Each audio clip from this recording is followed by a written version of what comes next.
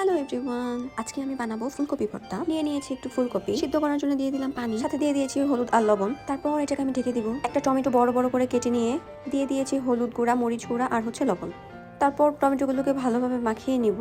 ধনেপাতা কুচি করে নিচ্ছি, সাথে নিয়ে নিয়েছিলাম পেঁয়াজ। তারপর ফুলকপিটা সিদ্ধ হয়ে গেলে উঠিয়ে নিব। নিয়ে নিলাম আরেকটি কড়াইটি গরম করে তেল দিয়ে দিব। মাখিয়ে রাখা টমেটোগুলোকে এক এক করে দিয়ে দিব। টমেটোগুলোকে আমি অল্প অল্প করে ভেজে নিব।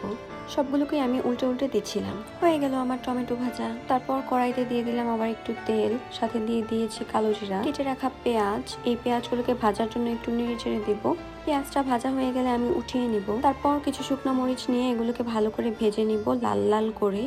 হয়ে গেল আমার মরিচ ভাজা। রেডি হয়ে গেল ভর্তা থালি। এই ছিল আমার ভর্তা বানানোর উপকরণগুলো। এখন ভর্তা বানানোর পালা। দিয়ে দিলাম লবণ, মরিচটাকে লবণের সাথে মিশিয়ে ভেঙে নিব।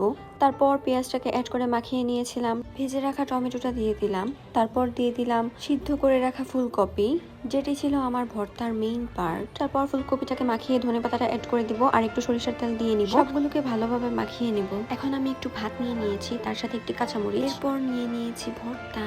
এই ছিল আমার আজকের খাবার।